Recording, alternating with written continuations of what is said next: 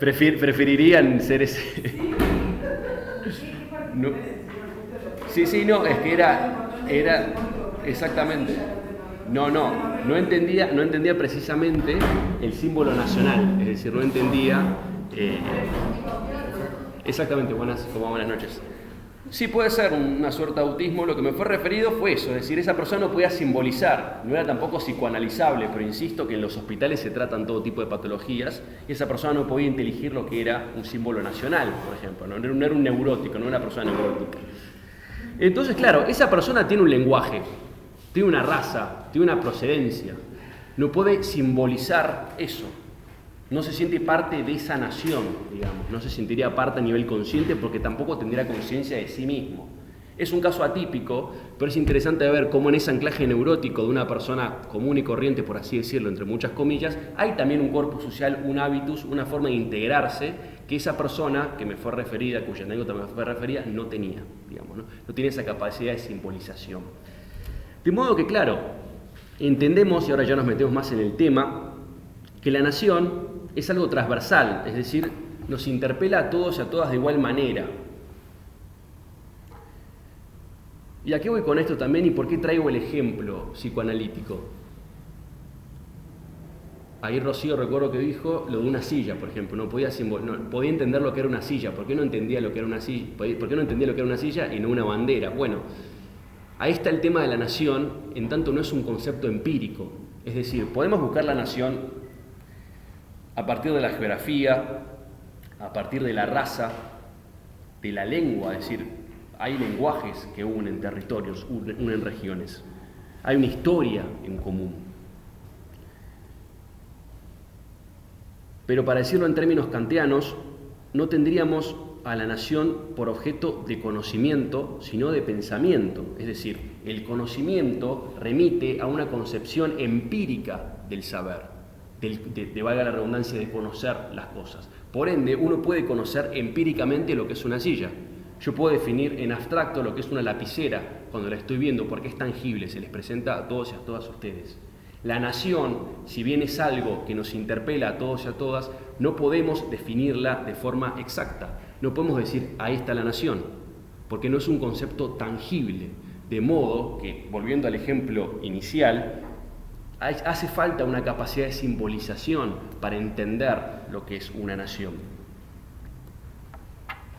Y si bien podemos decir que la nación puede estar en la geografía, puede estar en la raza, puede estar en la lengua, puede estar en la historia, la nación no está únicamente o no está donde usualmente pensamos que está, no donde la vamos a buscar. Es decir, entendemos, y esto también es algo clave, que la nación corresponde a lo metafísico, es decir, más allá de la física. Insisto que no es un concepto empírico. Vamos al caso de la geografía. La geografía puede cambiar en torno a lo que es la nación como concepto. Las naciones, y creo que quedó esto dicho en las clases anteriores, pueden componerse a partir de crisoles de razas, no corresponden a una única raza, tampoco a una única lengua. Suiza, por ejemplo, posee 4 idiomas oficiales: italiano, francés, alemán y retorromano, que es una lengua bastante más antigua. Bélgica, por ejemplo, se puede encontrar que se habla alemán, francés y neerlandés, por ejemplo, ¿no? Y Sudáfrica, creo que es el caso, al menos que conozco, de los más extremos, que posee 8 idiomas oficiales. Es decir, una lengua no es que puede definir de forma unívoca a una nación, digamos, ¿no? Entonces, claro, ¿por qué también, esto seguramente lo han visto en el teórico, porque han partido de las tesis de Fichte acerca de la nación alemana, y lo que vemos en Europa es que muchas veces hubo predilección por las formas imperialistas de organización política, ¿no? Es decir, se han organizado en imperios.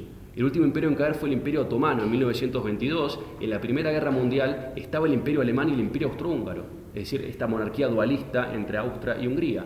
Y esto en Latinoamérica no ocurre. Yo recuerdo que hablábamos también de los diálogos de Sarmiento, por ejemplo, y cómo se encuentra con el Papa Pío IX, y el Papa Pío IX un poco le echa en cara a Sarmiento, diciéndole, ustedes son ultra republicanistas. ustedes no entienden lo que es ser de un estado pontificio, de un estado papal, de una autoridad papal, no entienden lo que es la monarquía, que es la virtud para el imperialismo, digamos, ¿no? Y ese diálogo es significativo porque hay una pregunta que está dando vueltas, o que estuvo dando vueltas desde que comenzamos la cruzada, que tiene que ver con por qué América Latina adoptó la forma nacional y republicana de forma rápida. Porque cuando aquí se consolida el Estado Nacional en 1880, e incluso la Constitución Nacional, que es precedente, en 1853, Italia aún era un imperio. Alemania se consolida como imperio desde la década de 1860 a 1870. Entonces, claro, ¿por qué teniendo, y aquí nosotros éramos presumidamente imitadores de Europa, tampoco imitamos la forma imperialista? Tampoco la hemos imitado. Y esto es para pensarlo, porque en realidad Brasil, por ejemplo, tuvo una monarquía que era la monarquía portuguesa, que es la que emigró, pero aún así no se consolidó como una potencia imperial. Al margen de cualquier teorización que se pueda hacer al respecto, lo que tenemos que entender es que una distinción para el imperio y la nación es la expansión de ese territorio. El imperio inexorablemente va a querer expandirse y conquistar territorios.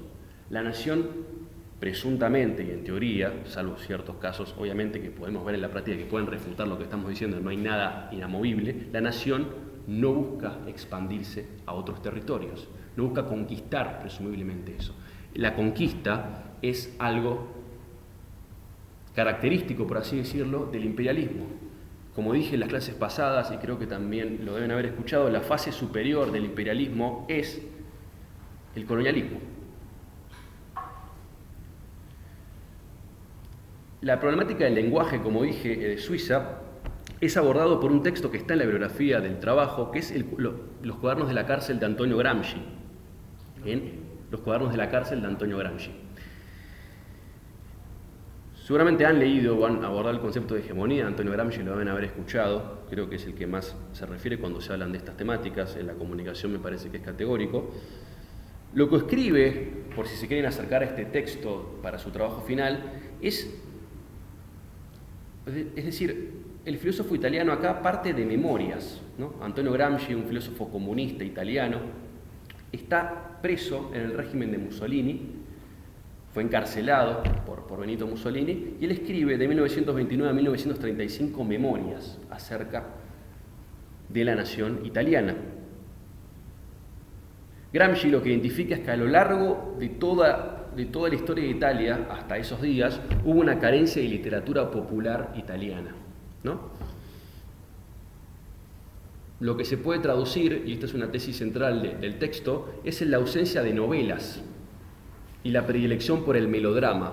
Por ello mismo, Gramsci entiende que no han habido obras literarias nacionales, obras literarias italianas.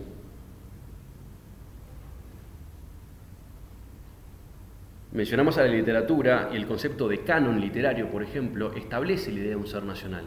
Si tuviésemos que volcarlo acá a la Argentina, podríamos decir, por ejemplo, que el Facundo y el Martín Fierro son dos textos que constituyen un canon nacional. Evidentemente lo hacen, digamos, ¿no? Ayudan a consolidar ese ser nacional que tenemos, ¿no? La literatura es o desarrolla lo que es una identidad nacional a sí misma. Nación, epistemológicamente, narración y nacimiento, es decir, la palabra misma ya nos deja ver cómo la nación es a sí misma una narración que está objetivada en una época o en un espíritu de pueblo, para decirlo en términos hegelianos.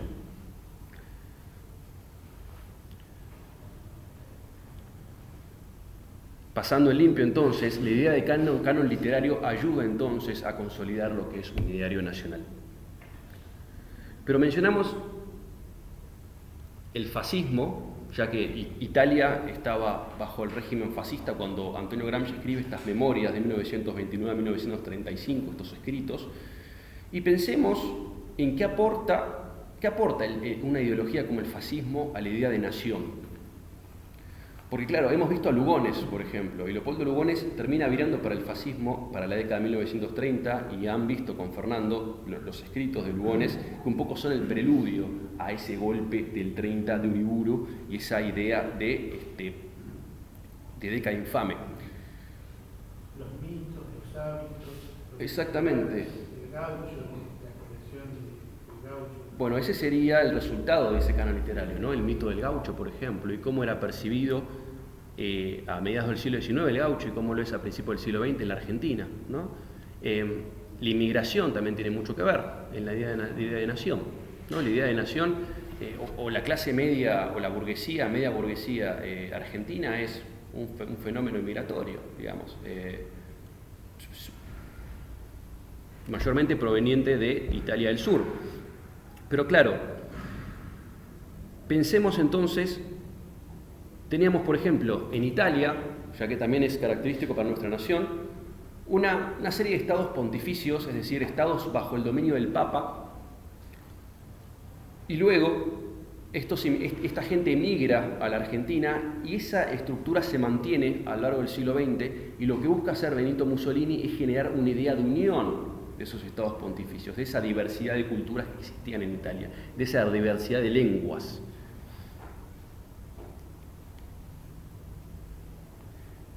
No obstante ello, y acá hay una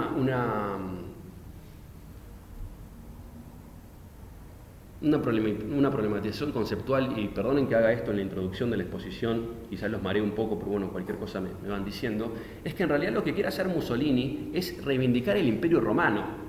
Mussolini lo que busca, a partir de su figura teatral de la política maquiavélica, es justamente establecer, por ejemplo, la enseñanza católica, busca reivindicar la figura del Papa como autoridad política y busca reivindicar el Imperio romano. El culto a las masas, por ejemplo, el culto a la política de masas que empieza a surgir a partir del siglo XX. A partir de allí emerge un sentimiento antimodernidad que es característico de los comienzos del siglo XX, en tanto se crean ideologías como el fascismo, nazismo y el comunismo también, que son ideologías antiliberales, ¿no? Entonces, el fascismo es también una reacción en contra de la modernidad. Vimos la Revolución Francesa en las primeras clases. El fascismo se entendía como una contrarrevolución a la Revolución Francesa. Lo que decía Lugones, Italia acaba de enseñarnos cómo se restaura el sentimiento nacional bajo la heroica reacción fascista encabezada por el admirable Mussolini. Esto lo dijo Lugones.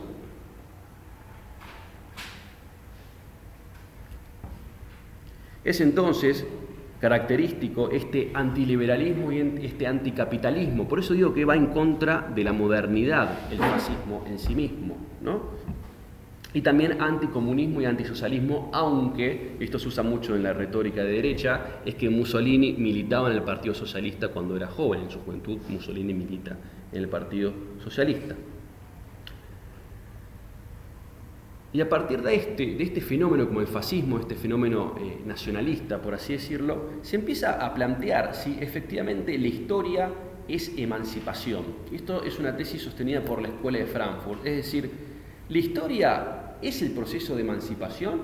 ¿O desde el Renacimiento hasta la transición del antiguo régimen hacia el liberalismo tenemos un retroceso? Porque no olvidemos que las mayores matanzas y los mayores genocidios se producen en el siglo XX, cuando efectivamente creíamos que íbamos a ser liderados hacia un progreso en manos del avance científico y el avance político y social. Y esto no fue así. Eso es y me fui un poquito de tema, pero me parece interesante decirlo, uno de los fenómenos que aporta el fascismo y el nazismo para el pensamiento en sí. Pero bien, volvamos a la idea de nación.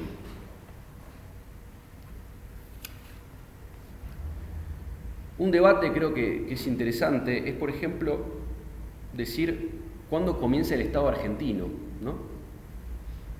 Podrían decirme que es en la Revolución de Mayo, podrían decirme que fue en la Batalla de Caseros, podrían decirme que fue con la primera Constitución liberal, podrían decirme que fue con la Ley de Federalización. Lo que va a decir Hobsbawm, que también está referido en la bibliografía de cátedra, es que antes de la nación hay un sentimiento nacionalista, que es el que genera a la nación como fenómeno político. Hay un movimiento nacionalista que es el que termina engendrando a la nación como fenómeno. Y acá nos metemos en el texto de Benedict Anderson. Benedict Anderson es un politólogo, que no es lo mismo.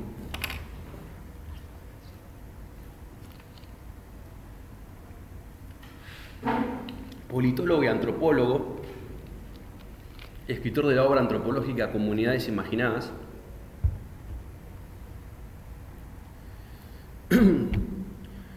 Lo que identifica Benedict Anderson desde una ideología marxista, puesto que él simpatizaba con el marxismo, cosa que no hacía Ernest Renan, que podemos decir que se sitúa un poco en la vereda opuesta. Benedict Anderson sitúa a los comienzos de la nación desde la transición del antiguo régimen hacia el liberalismo, como vimos con las revoluciones liberales, y entiende a las naciones como productos culturales inmersos en el tiempo. Benedict Anderson, este politólogo, antropólogo marxista, entiende a las naciones como productos culturales inmersos en el tiempo.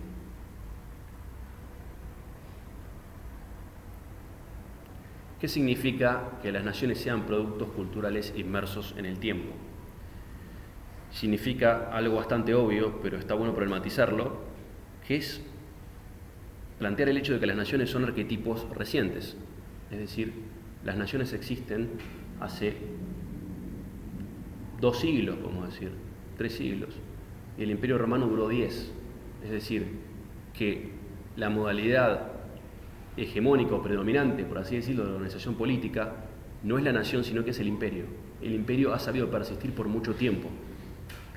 La historia no terminó, es decir, no podemos hacer futurología en torno a cuánto va a durar una nación. Lo que sí podemos decir es que son arquetipos recientes. Por ende, la nación es un producto cultural inmerso en el tiempo. Vamos a trabajar, o el núcleo de esta exposición va a rondar sobre la siguiente frase.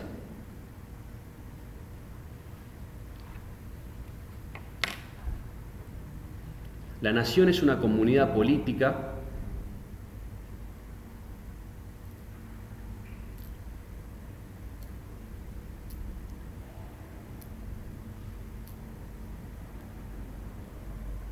imaginada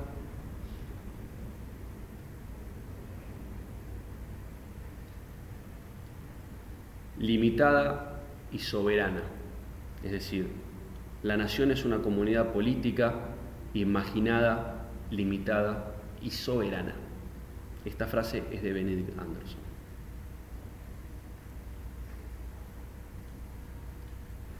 ¿Qué significa que la nación sea una comunidad política? ¿Qué es la política en este caso? ¿A qué les suena? ¿A qué les remite? La organización. Aristóteles, bien. Organización, Aristóteles, ¿algo más? ¿Qué les suena? ¿Perdón?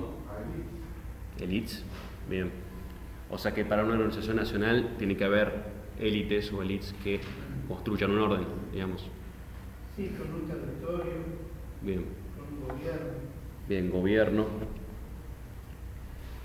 Bueno, es un poco también, porque claro, como dije al principio de la exposición, en términos kantianos, objetos de conocimiento, objetos de pensamiento. El objeto de pensamiento es la nación y es asimismo la política. Es decir, uno cuando presenta, por ejemplo, ¿no?, un proyecto de tesis, no puede decir que su objeto de estudio es la nación o es la política, porque es súper amplio.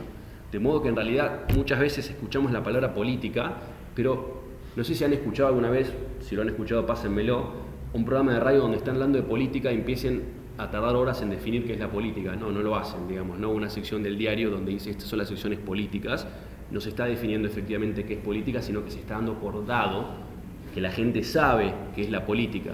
Pero si fuésemos a preguntarles a esas personas qué es la política, probablemente, o sí, dependiendo del caso, no den una definición científica. Porque claro, tampoco hay una definición científica de política, y es lo que sostiene Benedict Anderson con la nación. No hay una definición científica de nación tampoco, no podemos decir que existe una definición científica. Cuando ustedes van a la casa de alguien, o están en reuniones familiares muy extensas y alguien les dice que no se puede hablar de política, por ejemplo, acá, ¿no? Porque se pelean. Entonces, no, acá no se habla de política, solamente lo han escuchado.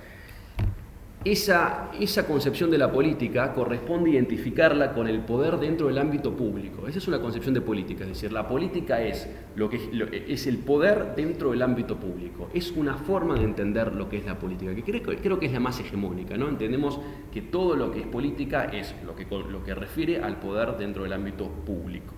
Pero claro, también, y yendo a otra definición, existen relaciones de poder, por ejemplo, en las familias, ¿no? Lo que es el oikos griego. Porque la familia también es una institución política. Cuando tratamos el prólogo al contrato social de Rousseau, el contrato social de Rousseau empieza planteando que la institución más antigua y más duradera es la familia. La institución política más antigua y duradera es, por ende, la familia. Entonces, claro, sí, Claudia.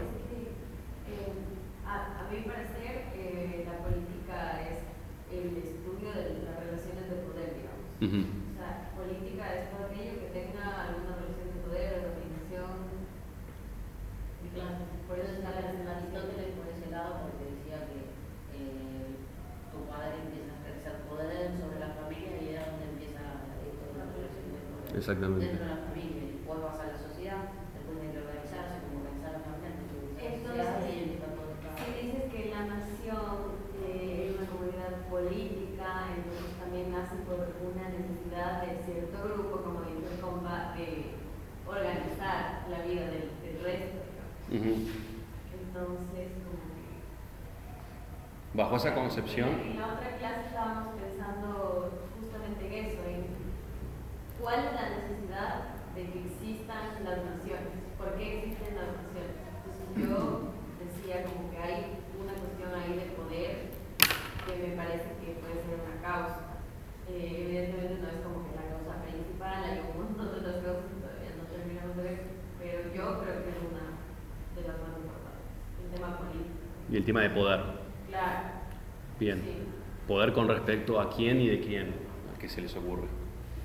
Pareto dice que la historia es un cementerio de élite, Uh-huh. que van reemplazándose una tras otra. Ok. Y esas élites, o sea que podríamos pensar a la consolidación o el fenómeno nacional desde arriba hacia abajo, digamos, ¿no? Es decir, de élites que despliegan sentido en torno a lo que es un ser nacional, por ejemplo, ¿no? Lo que es la nación. Sí, pero en la historia también tenemos algunas revoluciones que fueron de abajo hacia arriba. Bien, bien. Entonces, ¿sería únicamente de las élites o no? Bueno, Wilfredo Pareto siempre dice que no hay, que no son las masas, por grandes que sean, las que cambian a las élites, no son las élites que reemplazan a otras élites. Sí, porque por ejemplo con esto que vimos de la Revolución de Mayo, me acuerdo que, no sé si tú lo habías dicho en una clase o lo leímos en alguna parte, no sé, pero me quedó esto de que, bueno, Alberto decía, es el último día de este tipo de organización, pero comienza otra organización que también tiene que ver con la dominación, que no es para todos, sino que es para una sola élite. Entonces, esto de que bueno, la independencia en realidad nunca se ha dado, o sea, nunca hemos sido independientes, sino que se pasa de un tipo de organización política a otro. En el caso de las independencias también en Ecuador fue así, se rechaza como a la corona española, pero quienes quedan a cargo, los criollos, es decir, los hijos de los españoles nacidos en América. Ok, claro. Que son los que tienen la autoridad, el poder, etcétera, y ellos son los que fundan la república, pero la república sigue teniendo esa organización desigual. Y bueno, Claro. fue aquí, creo que fue parecido. Exactamente. Bueno, yo creo que, no sé si fui yo el que referí esa frase, en torno a que Alberti planteaba que se sustituye a la corona española por el centralismo de Buenos Aires, por ejemplo. Entonces, tenemos también la repetición de una estructura colonial que es parte de la nación. Eso nos remite también, y lo que planteaban Patricio y vos, Claudia, en torno a decir, bueno, la historia vista como el reemplazo de élites por otras élites, entendiendo también que, por ejemplo, los propios imperios caen por sus vicios también. Un poco los errores de las élites son los que marcan también la caída de los imperios, digamos, ¿no? Las ansias de expansión o la ambición desmedida también un poco hace que no hayan perdurado los imperios. Insisto que es algo bastante reciente el arquetipo de nación en términos históricos, obviamente. Entonces, claro, veremos cómo termina consolidándose también ese proceso. Podemos pensar la definición de política de von Clausewitz, por ejemplo. La política es la continuación de la guerra por otros medios. Eso también nos remitiría a lo que estamos planteando acá, es decir, la relación muy cercana entre guerra y política.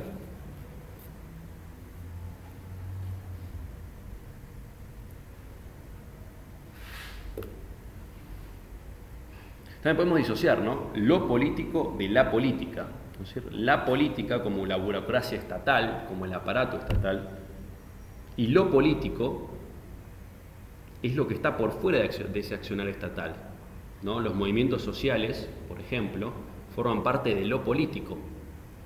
Cuando pasan al Estado, es decir, cuando pongamos el ejemplo que un dirigente social y sindical tiene un puesto, por ejemplo, en un ministerio, estará pasando de lo político hacia la política. Pero ese universo de lo político, como planteaba también Belén citando a Aristóteles, es decir, corresponde a todas las relaciones de poder que existen en nuestra vida cotidiana, ¿no? Y siendo un poco la etimología, política viene de polis griega, que podemos decir que es la primera forma de organización política, ¿no?, que ocurre en Grecia.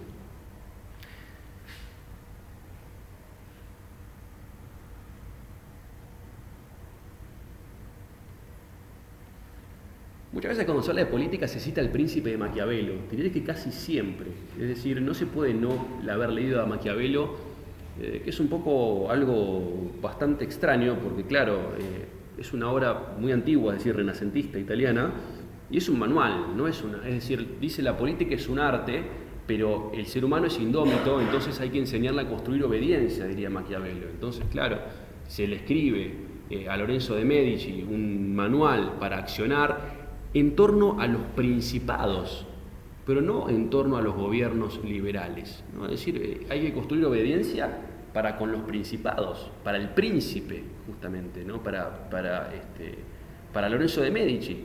Y claro, escribe una persona como es Maquiavelo, que era una persona que realmente vivía bajo condiciones miserables, que vivía él bajo la obediencia de la corona de los de Medici, escribe una obra trascendental para el pensamiento político, porque yo prendo la tele y escucho que se cita al príncipe, ¿no?, cuando se critica a alguien. Entonces, claro, es entonces la obra del Príncipe de Maquiavelo, pese que haya gente que no le guste, como es mi caso, la más categórica para entender la política como un arte. Antonio Gramsci, por ejemplo, va a decir que Maquiavelo hizo de la política una ciencia en sí misma, va a decir, es justamente lo que se aísla de la moral cristiana. La política, entonces, o el juego político, tiene propias reglas, no tiene una moral cristiana, no tiene una moral... La política tiene su propia, o el juego político, mejor dicho, para no ser ambiguo con los términos, tiene su propia moral.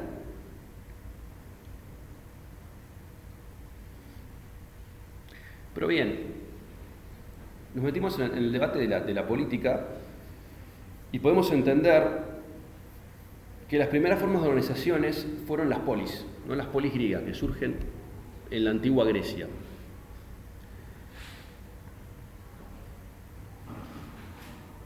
Entendemos a las polis como las primeras unidades políticas, que cumplen, o cumplían, mejor dicho, la función de nuestros estados modernos. Eran ciudades autogestivas, ciudades que se autogobernaban, esos eran las polis.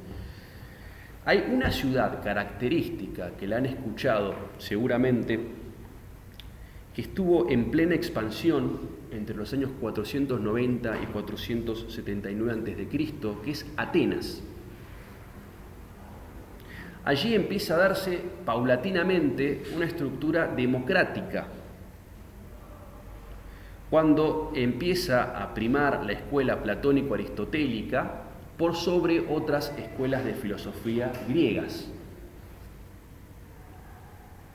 Y digo esto porque en realidad han habido muchas escuelas filosóficas o de pensamiento griegas. ¿Qué es lo que ocurre? Por ejemplo, Aristóteles se traduce por primera vez al castellano en el siglo XIX recién. Es decir, se estima, y acorde a las bibliotecas arábicas, que son las encargadas en recuperar estos textos y recopilar estos textos, que únicamente el 1% de los textos de la antigua Grecia fueron recuperados. Es decir, el 99% de las otras escuelas y las otras producciones literarias que han habido de la antigua Grecia no se han recuperado. No sabemos qué pasó. ¿Se entiende? Entonces tampoco podríamos pensar de forma taxativa que la única forma de razonamiento o la única escuela que ha habido era la platónico-aristotélica, porque quedaríamos en un error. No obstante, debido a fuentes bibliográficas y problemas bibliográficos, no podríamos pensar de otra forma. Entonces, claro, pero la polis en este caso, lo que podemos ver con el ejemplo ateniense, es que se empieza a relacionar también con una forma democrática. Y aquí está también otro matiz que un poco estaba dando vueltas recién, que es que no se trata únicamente de una cuestión territorial, sino de una cuestión donde existe un complejo entramado social en donde se conjugan cada una de las dimensiones humanas, ¿no? Es decir, convivimos en espacios de conflicto. Esa es quizás una premisa de la ciencia política, ¿no? Entender que no convivimos en perfecta armonía, sino que convergemos en espacios de conflicto constantemente.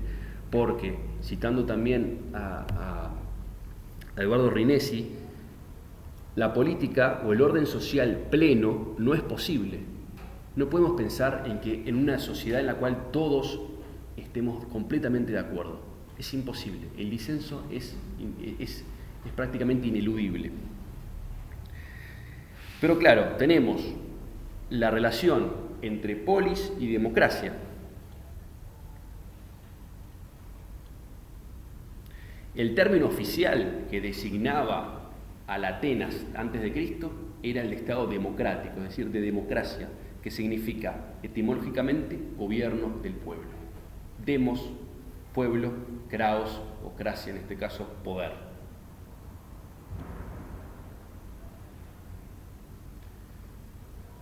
El caso del trabajo de un historiador, de un jurista, griego, Pericles, es categórico en tanto él relaciona la democracia con la igualdad política, por ejemplo. Es decir, para Pericles la democracia es sinónimo de igualdad política. Pero claro, no todos los ciudadanos, y digo ciudadanos y no ciudadanas, porque claro, había que ver quiénes eran ciudadanos y quiénes no. Es decir, supongamos estimativamente que Atenas tenía 45.000 habitantes, solamente 10.000 de ellos eran ciudadanos, es decir, tenían derechos políticos, ¿no? Entonces, claro, tampoco se puede pensar en una democracia completamente plena, ¿no? Entonces, también podemos pensar en un mito griego, ¿no? Es decir, esa mitificación de la civilización griega como si fuese la civilización a seguir. Cito el ejemplo de Atenas porque era un ejemplo democrático, pero en el caso de Esparta, por ejemplo, había una aristocracia. No es que la única forma de gobierno en la antigua Grecia era democracia. De hecho, Heródoto, un historiador y geógrafo griego, decía que había 3 tipos de constituciones, que ya la hemos escuchado muchas veces, que son la monárquica, la oligárquica y la democrática. Hay otro historiador Polibio. ¿Qué sabes de él? Una teoría de cómo va desencadenando la monarquía en tiranía, la tiranía en aristocracia, la aristocracia en democracia. Pero creo que eso también lo recupera Aristóteles, como una suerte de cuadro, ¿no? Es decir, democracia, demagogia, monarquía, tiranía, aristocracia. Aristocracia, democracia, que no estoy comiendo una, pero se entiende que el peor de todo el gobierno es la oclocracia, que es el gobierno del pueblo desorganizado. Claro, sí, no, pero ese juego estaba muy bien descrito, sí, porque además no era únicamente, Aristóteles también recupera eso y lo trata de... Sí, Bolivia es un estudio, no recuerdo mal, de 232 ciudades griegas. Claro, Claro, con diversas organizaciones políticas. Estados políticos, Claro, claro. Distintas formas de relacionarse, digamos, o de realizar, o de relaciones políticas. Pero claro, sí, la forma moderna, digamos, que entendemos es la democracia, ¿no? Que es el gobierno del pueblo actualmente. Es, digamos, sí, lo que entendemos actualmente en términos modernos. Es decir, conceptos como isonomía, que son conceptos provenientes del griego, significan la igualdad de la ley para todos.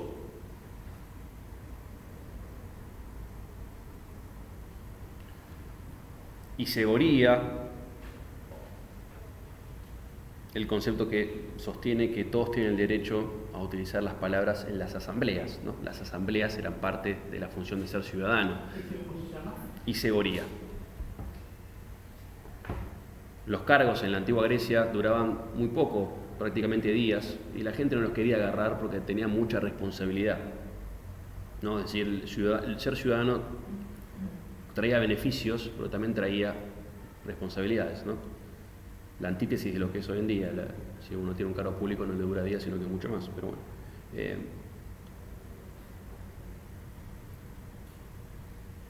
Como dije, ser ciudadano es una función y el gobierno del pueblo es entonces la democracia, es formar parte del cuerpo cívico.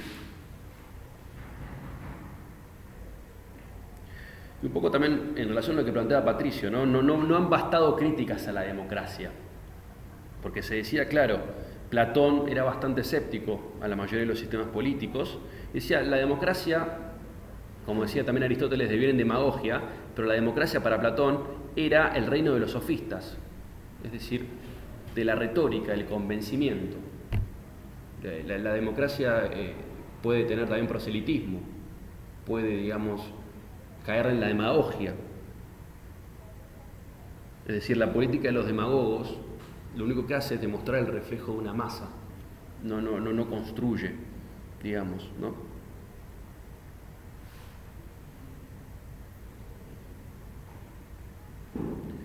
Entonces, claro, Aristóteles decía, por ejemplo, para no caer en la demagogia, la clase que tiene que gobernar es la clase media.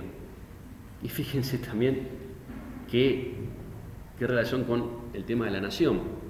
De hecho, Platón escribe la República, que significa espacio público, pero hoy hablamos también de repúblicas. Entonces, claro, lo que decía es que si gobierna la clase baja, según Aristóteles, va a haber demagogia, y si gobiernan las clases altas, va a haber una oligarquía. De modo que el gobierno más apto, en términos aristotélicos, es el de la clase media. Pasamos entonces, según Aristóteles, desde la familia a la tribu, la aldea, la ciudad y ahora, en este caso, a la nación. Hemos evolucionado en términos organizacionales. Lo que distingue al ser humano es que es un animal político y posee una pertenencia a la polis.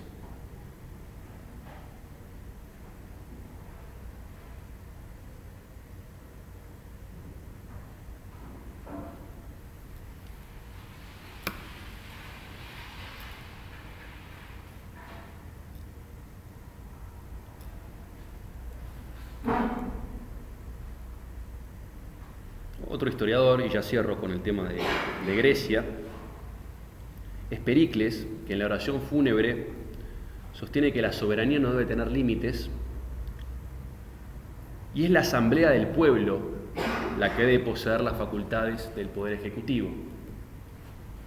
La soberanía no debe tener límites y es la asamblea del pueblo la que debe poseer las facultades del poder ejecutivo. Porque ¿cuál es el poder más importante? Y vuelvo acá a Aristóteles, es el poder legislativo, dentro de los tres poderes. Porque es el que funciona como contrapoder. Y lo vemos hoy en día. El poder judicial tiene manos a la justicia, el poder ejecutivo tiene ministerios, pero es prácticamente unipersonal, y el poder legislativo es el contrapoder de ambos. Si es el que delibera o es en donde más es espacio democrático hay.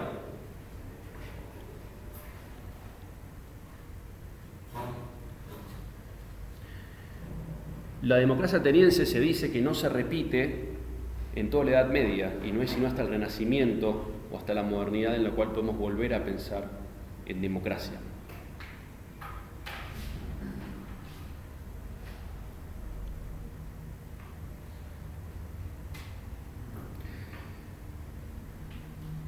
Otra idea correspondiente a la nación es la secularización de los valores. La secularización de la sociedad lleva a la consolidación nacional.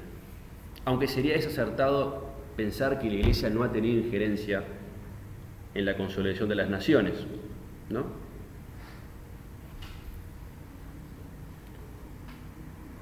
Es decir, la Iglesia ayudó antiguamente a los príncipes a poder apropiarse de tierras y restablecer el orden en esas tierras. Y lo que ocurre en la Edad Media y de luego en la modernidad es el paso de los teólogos hacia los juristas. Es decir, no hay leyes divinas, sino que hay leyes constitucionales. Y la Constitución es parte de un ideario nacional.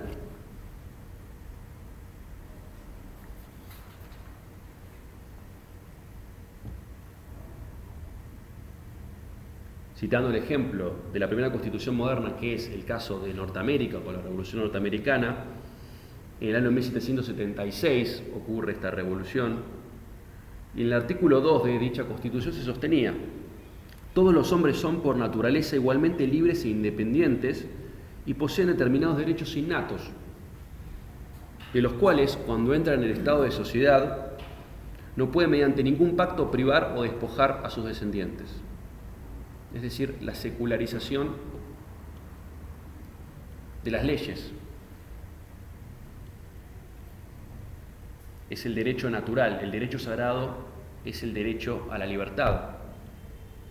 Oíd mortales, el grito sagrado, libertad, ¿no? Es decir, el grito sagrado es la libertad. Esta secularización de la sociedad va también en paralelo al ascenso de la burguesía. Esto lo voy a decir, digamos, de forma muy resumida, es decir, la ideología de la clase burguesa se relaciona con los idearios liberales, ¿no? Es decir, el ascenso de la burguesía con la Revolución Francesa es un poco también la que erige el concepto de nación. Pero bien, la nación es una comunidad política.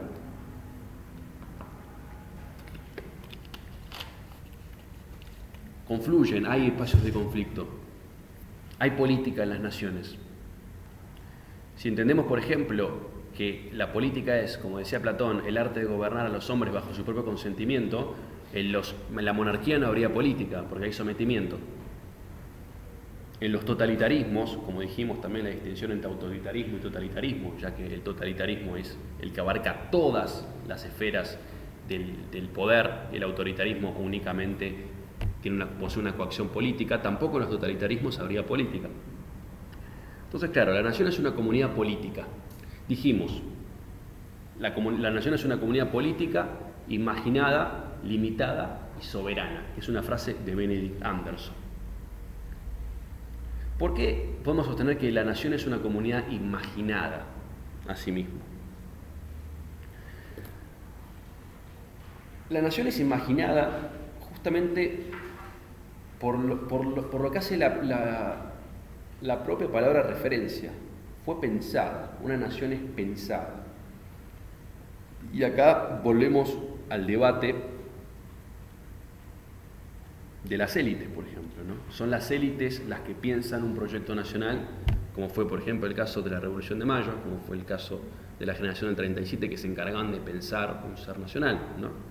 Como, por ejemplo, la literatura, como mencionaba también Alejandro, el mito del gaucho, puede ir en relación con el ideario nacional. Las élites son las que piensan un ser nacional, ¿no? Si entendemos que la comunidad es imaginada, usando obviamente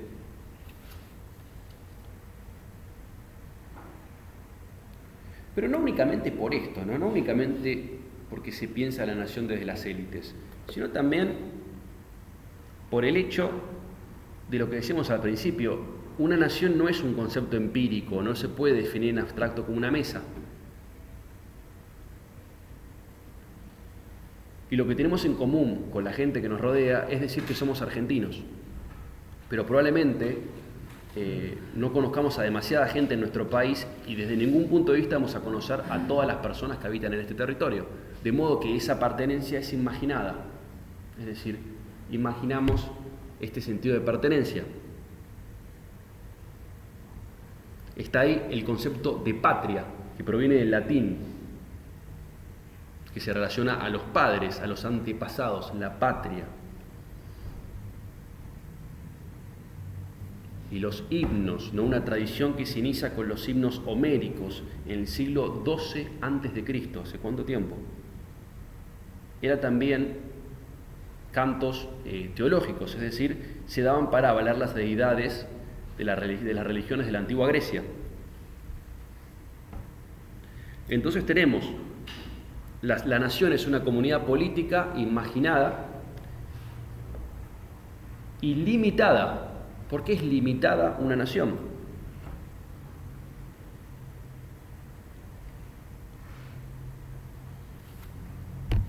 Una nación es limitada justamente por su contraposición al imperialismo. Una nación marca unos límites arbitrarios y defiende ese territorio, legisla sobre ese territorio.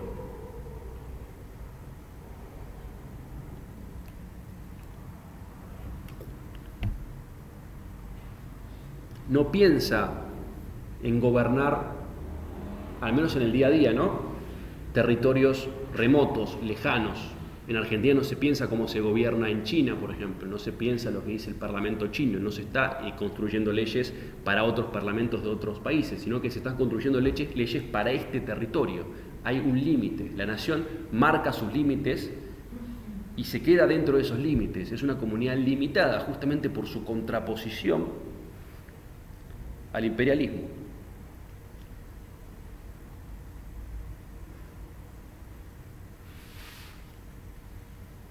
Y este tercer ítem nos da el cuarto, que es soberana. De modo que la nación es una comunidad política imaginada, limitada y soberana.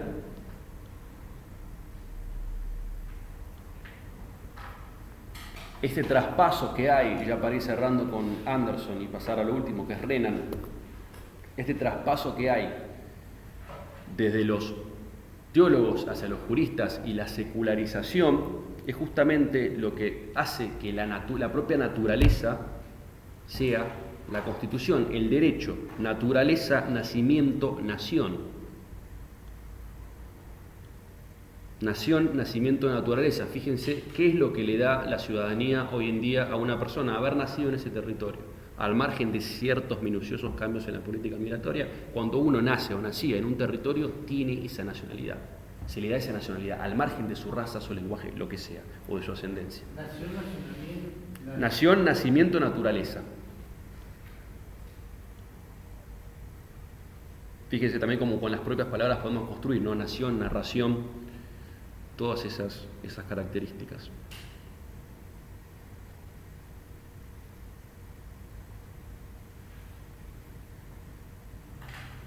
Bien, hasta acá con Benedict Anderson.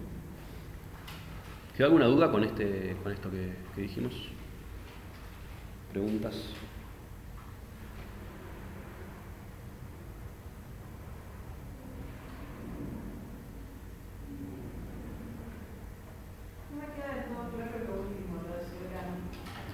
Es bastante...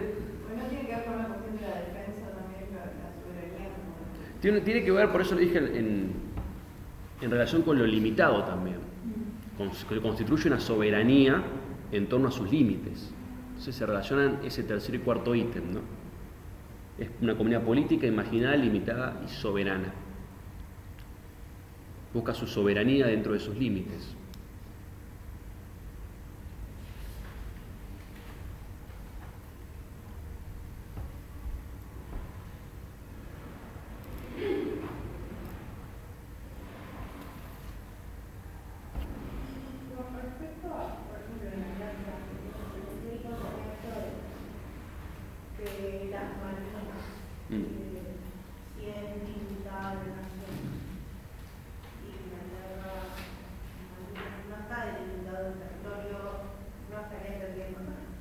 Sí, bueno, hay dos concepciones, es interesante el ejemplo. Primero, en el lado argentino, lo que se argumenta de nuestro lado es que está dentro de nuestros límites, ¿no? Por modo que sería parte de nuestra comunidad limitada. Y no sé si recordás cuando se revive un poco el problema Malvinas, era el gobierno de Cristina, y Cristina dice potencia imperialista en decadencia, les dice, justamente haciendo énfasis en que ese era un gesto imperialista el hecho de la ocupación de las Malvinas. Yo tuve la chance horrorosa de entrevistar a un Kelper una vez, creo que fue el año pasado, un chico había hecho un trabajo acerca de las Malvinas y me había pedido ayuda, un alumno mío, y yo le brindé ayuda. Conocí a Brian, un muchacho que era camionero, que había nacido en las Islas Malvinas y vivía en Southampton, en Inglaterra. Yo conocí ahí, hice una llamada con él y hice una nota. Sabía que era pro Malvinas, así que fui preparado, porque sabía lo que me iba a decir el tipo. Entonces, claro, él lo que argumentaba es que ellos ya habían estado hace muchas generaciones ahí en las Malvinas, ¿no? Que había muchos habitantes isleños que hace mucho tiempo que vivían ahí, ¿no? Y lo que me decía era que era una demagogia por parte del gobierno argentino de querer pronunciar su soberanía, porque nunca fue su soberanía, ¿no?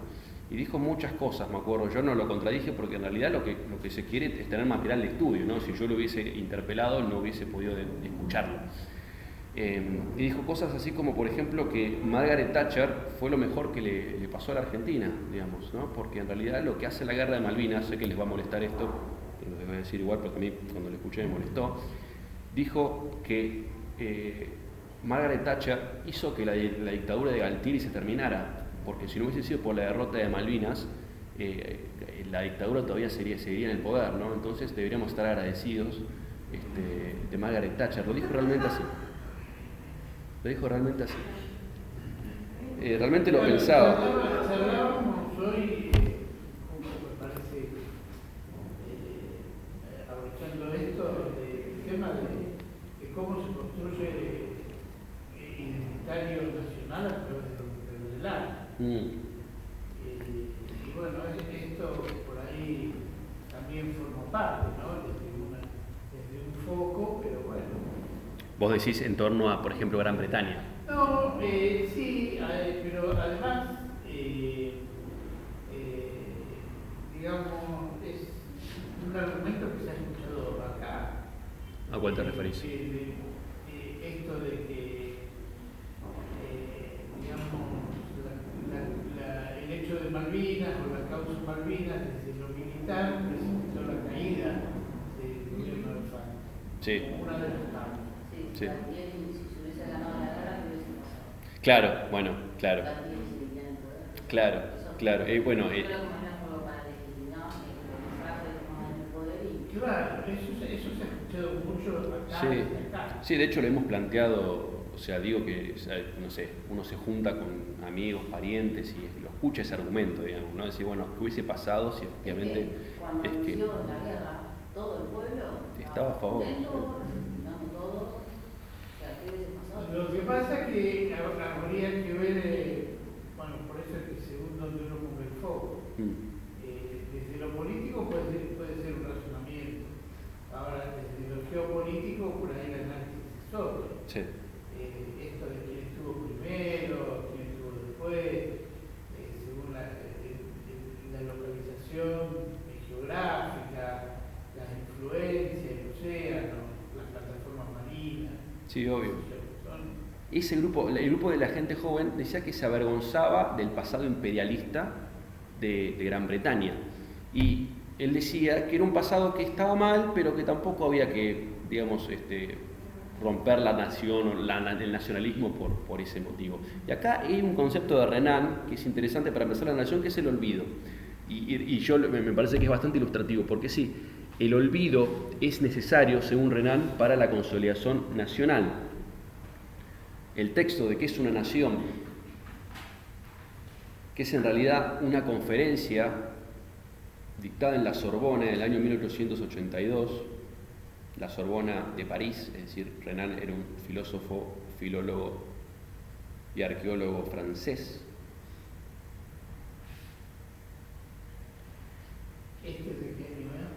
Renan, de 1882, 11 de marzo precisamente, ¿no? La Sorbona, Francia, una posición completamente antitética a lo que es Benedict Anderson, ¿no? Que tiene un anclaje mucho más marxista.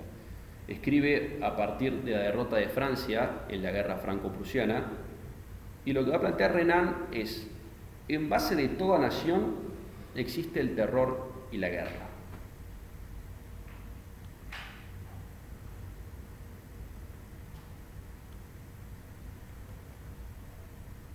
También un poco relacionado al tema de la guerra que veníamos pensando, ¿no? En base de toda la nación existe el terror y la guerra. Es decir, lo que dice es que el ser humano no pertenece, diría Renan, no pertenece a su raza ni a su lengua, solo pertenece a sí mismo porque es un ser moral, diría el ser humano, ¿no? Es decir, como dije, Suiza cuenta con 4 lenguas, 2 religiones y muchas razas. Entonces tampoco se puede definir mediante esos componentes empíricos como es la nación suiza, que es ser suizo, digamos, ¿no? Por consiguiente, lo que va a decir Renan es: una nación es un alma, un espíritu, una familia espiritual resultante del pasado.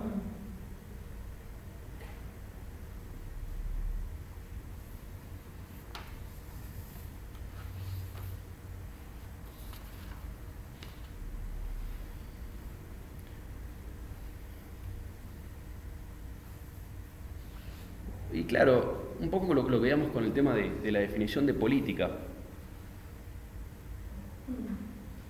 Porque lo que va a decir Renan es que incluso bajo el sistema monárquico existían naciones, ¿no? Desde la caída del Imperio Romano, Europa se empieza a construir en sistemas monárquicos que dan paso a la nación. Entonces, lo que va a decir Renan es: la monarquía genera la consolidación nacional o los sistemas nacionales. Y pensándolo, podemos darle un puntito de credibilidad, porque claro, la nación argentina se funda a partir de ser una colonia, que también dependía de una corona española, de modo que tampoco estaría tan desacertado este argumento, o sí, habría que debatirlo. Pero vamos primero a lo que él decía.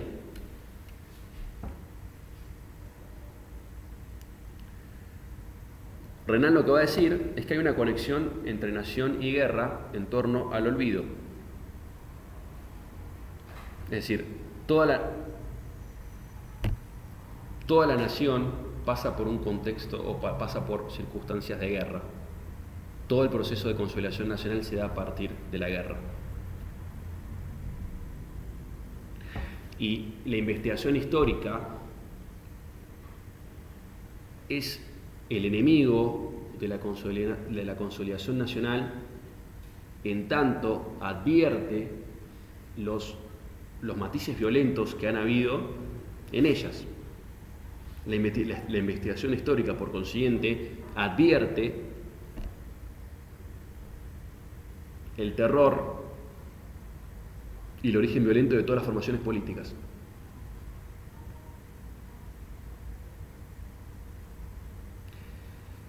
Y aquí vamos a otra idea que un poco va a tomar Hobsbawm, y lo vamos a ver en la clase que viene, que es que para que haya una nación tiene que haber un sentimiento de unidad y tiene que existir la noción de que una serie de hechos convergen en un solo fin.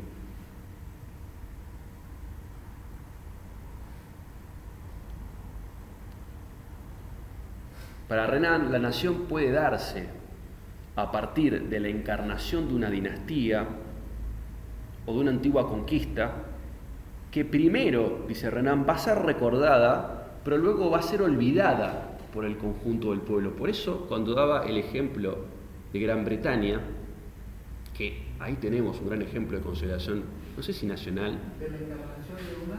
la encarnación de una dinastía o de una antigua conquista, por ejemplo, va a decir Renan.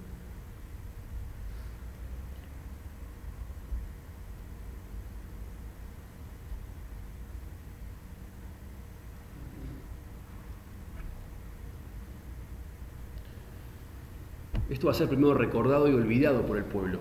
Es decir, vamos a olvidar que tuvimos la guerra del Paraguay, por ejemplo. Vamos a olvidar que hubo una guerra entre unitarios y federales, una guerra civil. Vamos a olvidar que hubo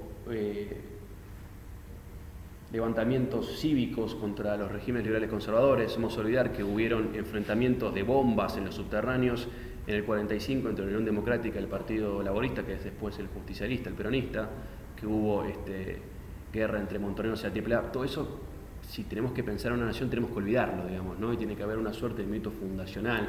Me gusta mucho el ejemplo del 1810 y el 25 de mayo, es decir, en 1811 ya se conmemoraba esa fecha como fecha patria. O sea, hay una necesidad de construir un mito, que es un poco a lo que Mussolini, volviendo al inicio de la clase, se opone, ¿no? Para empezar a cerrar, Renan va a decir que hay algo, porque claro, yo dije al comienzo de la exposición, la lengua, la raza, la geografía, la religión no define a una nación, no podemos usarlo, esos conceptos empíricos. Entonces, claro, la nación corresponde a lo metafísico. Y lo que va a decir Renan es que lo que está por encima de la lengua, de la raza, la religión, es la voluntad. Hay una voluntad de estar unidos. La lengua, la raza, la religión no son características válidas para el análisis nacional, sino que hay una voluntad.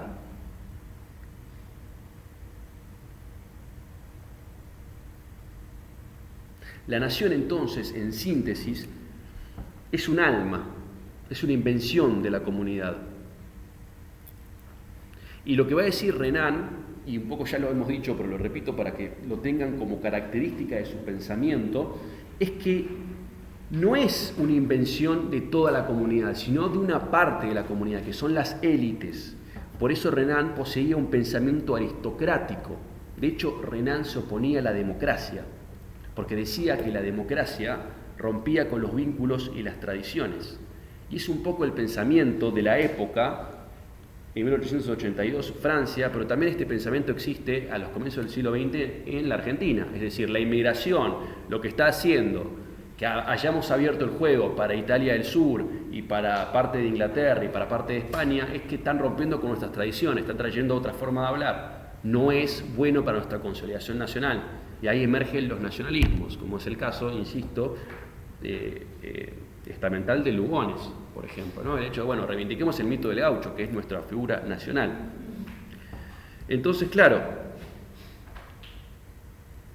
lo que va a decir entonces es que este espíritu se bifurca en dos.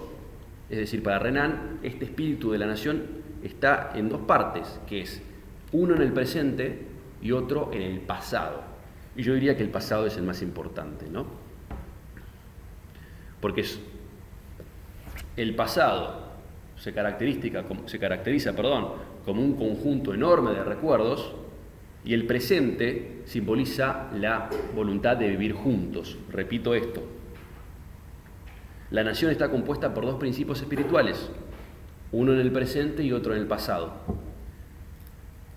El presente es la voluntad de vivir juntos y el pasado es el conjunto de recuerdos.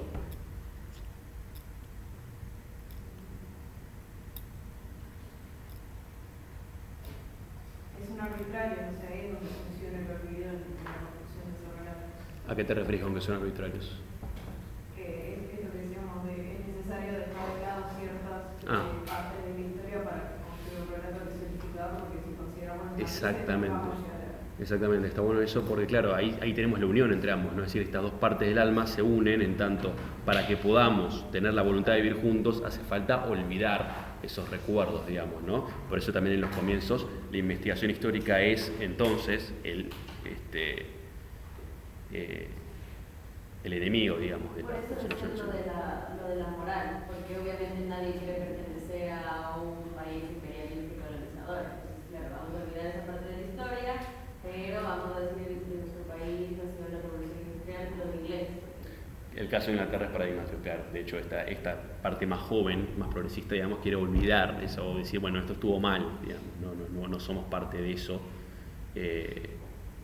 Pero sí, estas categorías, es importante pensarlo, no son inamovibles, sino que son para el debate. Lo interesante es que esta base pueda generar una reflexión posterior. Pero bien, ya para cerrar, vamos ahora, sí, Alejandro. Yo me parece, ¿no? Los ingleses son los artífices del capitalismo. Pero desde aquel tiempo hasta ahora no creo que se repita ante nada, porque incluso como modelo, digamos, es algo que, digamos, ha triunfado frente a lo otro, ¿no? De alguna manera, ¿no? Sí. Triunfados, pero es lo que hay. Sí, es lo que ha prevalecido. Es lo que, claro. Sí. En efecto. Es que eso mismo pasa, o sea, el olvido también invisibiliza, entonces ¿por qué te vas a sentir mal de algo que ni siquiera sabes de qué pasó? Por ejemplo, debe haber un montón de gringos que no tienen idea de las guerras de secesión, de que había comunidades ahí originarias, entonces obvio que el olvido es fundamental. Exactamente, sí.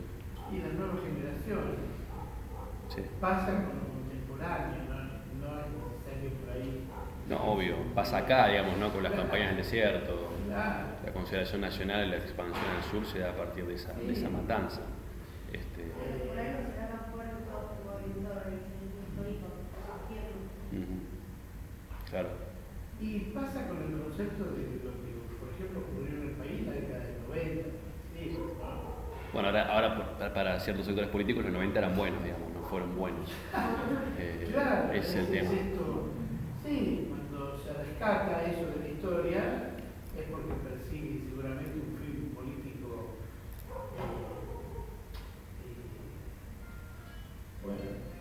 que está ligado al poder o a una nueva instancia de poder, ¿no? Exactamente. Sí. Sí. Claro, pero lo que va a decir una idea que da Max Weber en una obra inconclusa que es Economía y Sociedad es que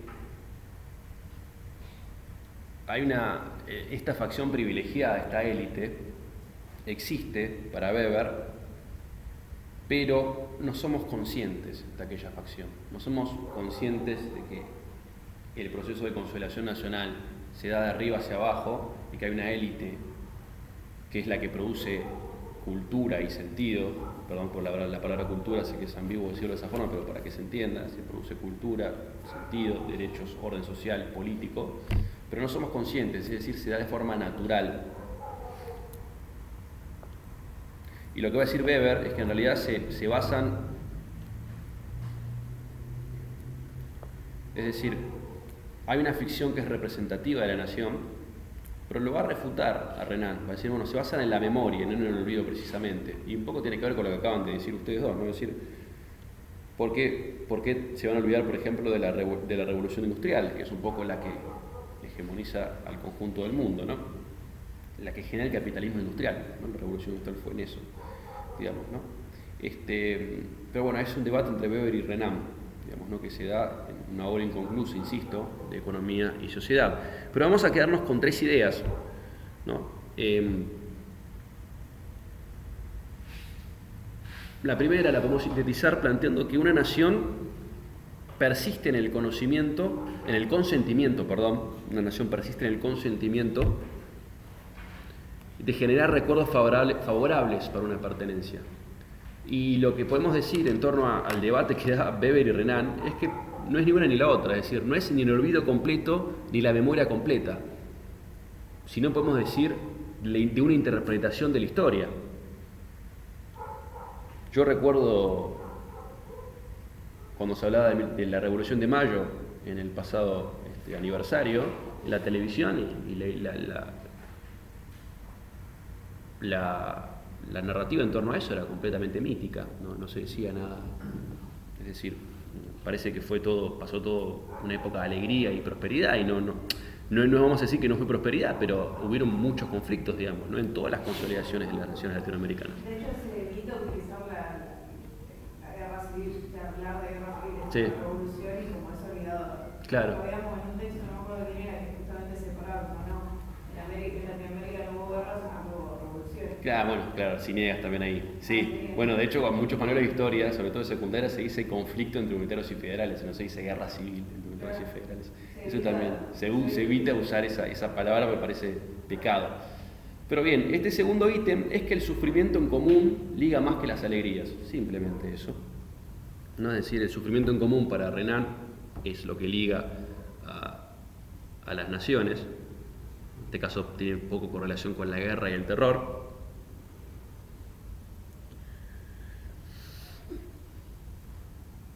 Y la tercera, ya para cerrar, es algo que comparten Anderson y Renan, es que las naciones no son eternas, van a decir, tienen un comienzo y un final. Nos ayuda a pensarlo en el tiempo.